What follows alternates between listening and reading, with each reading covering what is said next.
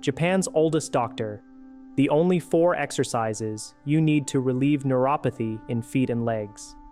It is important to pause for a moment and truly consider the physical sensations you experience when you transition from a seated position to standing. Take a moment right now to focus on your feet. What do you feel? Is there a reassuring sense of groundedness, a solid and stable connection to the floor beneath you?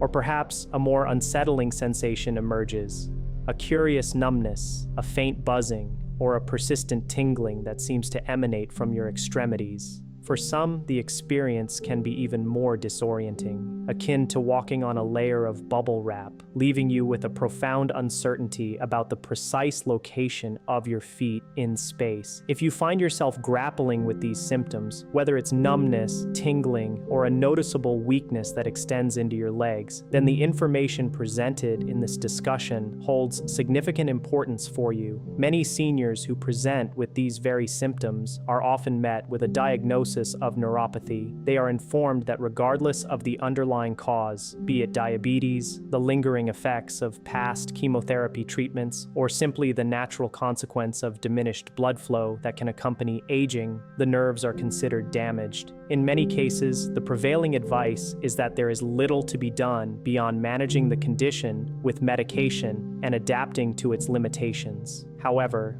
I am here to convey a message of hope and empowerment. This narrative is not the complete picture. Emerging research compellingly demonstrates that engaging in specific targeted movements can indeed foster improvements in nerve function and lead to a significant reduction in the discomfort associated with neuropathy. The nervous system possesses a remarkable capacity for adaptation. By intentionally challenging the brain to reestablish and strengthen its connection with the lower extremities through carefully designed physical movements, it is possible to stimulate nerve regeneration, enhance circulation, and ultimately reclaim a sense of stability that may have felt irrevocably lost. Welcome once again to the Senior Health Podcast, a space where Eastern and Western perspectives converge to guide you toward moving with greater freedom, experiencing a renewed sense of vitality, and preserving your cherished independence. In this particular episode, we have the distinct privilege of learning from Japan's oldest doctor, who will guide us through 4 uncomplicated exercises that can be readily performed within the comfort of your own home, aiming to bolster your strength, refine your balance, and fortify the crucial neurological link to your feet and legs. For your convenience and to accommodate varying levels of physical ability, we will be illustrating both seated and standing variations of each exercise. When questioned about why this particular episode holds such profound relevance for individuals experiencing these challenges daily, the doctor emphasized the insidious nature of neuropathy. It is articulated that neuropathy has the power to erode one's confidence. When the brain loses its clear perception of the ground, the simple act of walking transforms into a source of anxiety. This leads to a constant downward gaze, a persistent checking of one's feet, which in turn negatively impacts posture. The fear of falling can lead to an avoidance of activities like going for walks or visiting friends, effectively causing one's world to contract. However, the crucial takeaway message is that the neural connection between the brain and the feet is not immutable.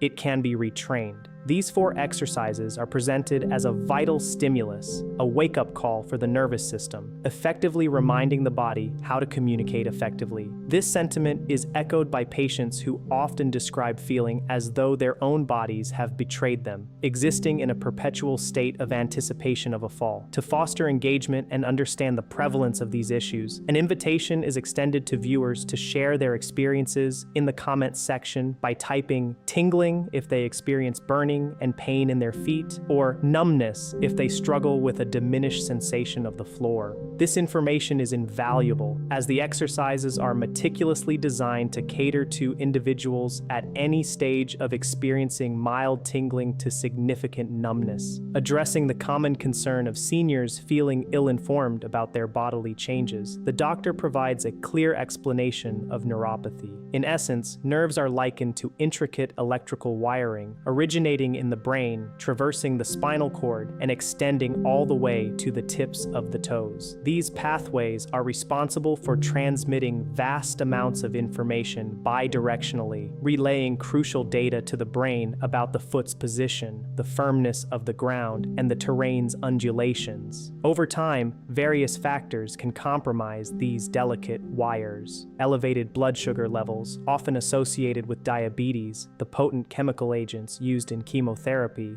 or even a general decline in circulation due to aging, can lead to damage of the protective sheath surrounding the nerves. Concurrently, the small blood vessels that nourish these nerves with oxygen can constrict. When a nerve is deprived of oxygen and its protective layer is compromised, the electrical signals begin to falter and short circuit, manifesting as the burning, tingling, and buzzing sensations commonly reported. Numbness, on the other hand, occurs when this signal transmission ceases more definitively. The wire is frayed, and the brain's query to the foot about its location goes unanswered, or the message fails to reach its destination up the leg. This is the sensation of walking on cotton, where the brain is left to surmise the floor's position. The question then arises, how can exercise effectively address a damaged nerve? The answer lies in a remarkable biological process known as neuroplasticity. The brain and the entire nervous system possess an extraordinary ability to adapt and reorganize. By engaging in the specific movements that will be demonstrated, the brain is compelled to direct its attention and resources to the legs and feet. This activity enhances blood flow, delivering much-needed oxygen to the compromised nerves, and simultaneously encourages the body to forge new, healthy neural pathways that can bypass the damaged ones. It is akin to rebuilding vital communication routes. However, given that these exercises address balance and sensory perception, a strong emphasis is placed on safety. When performing standing exercises, it is paramount to ensure adequate support, such as a sturdy chair, a countertop, or positioning oneself in a corner with adjacent walls for stability. Safety is unequivocally the primary consideration. The first exercise introduced is an aerobic foundational movement, the alternating march. This can be performed while seated in a stable chair or standing, provided one feels sufficiently steady. The action involves sitting or standing tall and then marching in place. This means lifting one knee towards the ceiling, then lowering it, followed by lifting the opposite knee.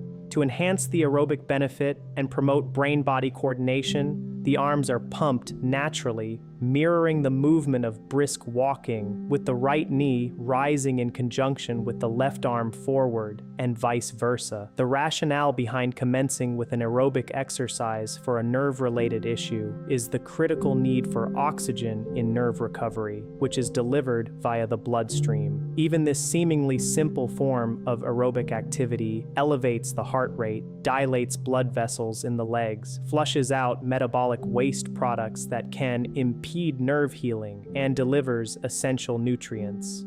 Furthermore, the alternating motion stimulates the left and right hemispheres of the brain to work in tandem, thereby invigorating the central nervous system. A recommended starting point for this exercise is to set a timer for 30 to 60 seconds, focusing on completing as many controlled and deliberate marches as possible within that time frame. As stamina improves over subsequent weeks, the duration can be gradually increased to 1 to 2 minutes. This exercise is easily integrated into daily routines, such as during commercial breaks while watching television, or even during brief waits for the microwave or kettle. The second exercise is designed to awaken the specific musculature responsible for foot and ankle control, aptly named the heel-toe raise. Again, this can be executed either seated or standing, prioritizing the safest option for the individual. The movement begins with both feet planted flat on the floor. First, both heels are lifted towards the ceiling, maintaining the balls of the feet and toes pressed into the ground, which engages the calf muscles. Subsequently, the heels are lowered back to the floor. Immediately after, the body's weight is rocked backward, lifting the toes and the front of the feet off the floor, while the heels remain grounded. This creates a smooth, continuous rocking motion, alternating between lifting the heels and then lifting the toes. When lifting the heels, the the gastrocnemius and soleus muscles of the calf are activated. Conversely, lifting the toes engages the tibialis anterior muscle located on the front of the shin. These particular muscles are vital for neuropathy management because they serve as primary stabilizers.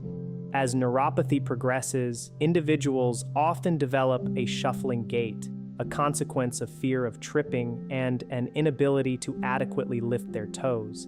This exercise actively restores the range of motion in the foot and ankle, retraining the brain to initiate toe lifts, which is fundamental in fall prevention. The sensation of a deep burn in the shins during toe lifts indicates that the muscles are actively engaging. Many individuals exhibit weakened shin muscles due to prolonged periods of walking on flat surfaces in rigid footwear. The recommendation is to aim for 10 to 20 repetitions of this rocking motion, prioritizing mindful execution and feeling each muscle contraction with every lift. The third exercise shifts focus to movements that specifically challenge the core and enhance the brain's capacity for body coordination. This is the seated diagonal chop, which is advised to be performed in a seated position initially, even for those who are typically active due to its cognitive demands. The participant is instructed to sit at the edge of a sturdy chair with both feet firmly planted on the floor, actively pressing them downwards to establish a tangible connection with the ground, thereby sending a signal from the feet to the brain. With hands clasped together in front of the chest, the movement involves bringing the clasped hands down towards the left hip and then sweeping them upwards in a diagonal path across the body, culminating in the hands being high on the right side. From this position, the hands are smoothly returned to the starting point at the left hip. This creates a chopping motion from the lower left to the upper right. For individuals experiencing shoulder mobility limitations that make clasping hands uncomfortable, the option of keeping arms separate and moving them in parallel is provided, with visual demonstrations available. The exercise is to be repeated 10 to 20 times on one side before switching to the opposite diagonal chop, moving from the low right to the high left for another 10 to 20 repetitions. The connection between core engagement and foot health is highlighted. Balance is not solely dependent on the feet, but necessitates a robust core for stabilizing the center of gravity. The diagonal chops force the core to manage shifting weight while maintaining firm pressure through the feet into the floor, acting as a comprehensive full-body coordination exercise that compels the nervous system to communicate across multiple pathways simultaneously. This is described as an ingenious method for encouraging the brain to re-establish its connection with the lower body, emphasizing that core strength and leg activation are intrinsically linked. Once comfortable with the seated version, individuals are encouraged to progress to standing variations to challenge their standing tolerance. This leads to the fourth and final exercise, which focuses on a modified single-leg stance. Participants are advised to stand and ensure they have appropriate support, ideally in a corner of a room facing outwards, with a chair positioned in front for added safety. The objective is to stand on one leg without completely lifting the other foot off the ground, which can pose a risk for individuals with neuropathy. Instead, the weight is shifted entirely onto one leg, while the opposite foot is placed slightly behind, with the toes lightly touching the floor for balance. This back foot acts as a kickstand, providing stability. The crucial cue for the standing leg is to maintain a relaxed, slightly bent knee, avoiding a locked-out position. Locking the knee results in resting on the joint and bones, whereas a soft bend actively engages the muscles of the thigh, calf, and ankle to maintain upright posture. The subtle wobble experienced is a positive indicator of the nervous system rapidly firing to establish balance. The challenge can be progressed by attempting to release the grip on the chair, or even by maintaining just a fingertip for security, thereby engaging the entire leg and core for stability. The recommended duration for this stance is 30 to 60 seconds per leg, maintaining balance on one side for the entire period before switching. For individuals finding the exercise too challenging or too easy, adjustments can be made. To make it easier, the back foot can be planted flat on the floor, widening the base of support and distributing weight between both feet. To increase the difficulty, the back toes can be lifted completely off the ground, achieving a true single-leg balance. In summation, this comprehensive approach offers 4 distinct exercises with adaptable seated and standing options that systematically address cardiovascular health, mobility, coordination, and pure balance. While these movements may appear simple, the scientific evidence firmly supports their efficacy in enhancing balance, strength, and coordination while concurrently mitigating the symptoms associated with neuropathy. A practical starting point is to incorporate this routine 2 to 3 times per week, allowing the nerves adequate time to recover between sessions. A common pitfall to avoid is attempting too much too soon or neglecting to progress the exercises, which can lead to stagnation. It is essential to begin at one's current ability level, utilize available support, and exercise patience. The advice for viewers is to commence with the seated march today, to stimulate blood flow, and to share in the comments which of the 4 exercises felt most impactful. Engagement through liking, commenting, and subscribing is encouraged, and viewers are directed to watch the upcoming episode, which is also highlighted as being particularly beneficial.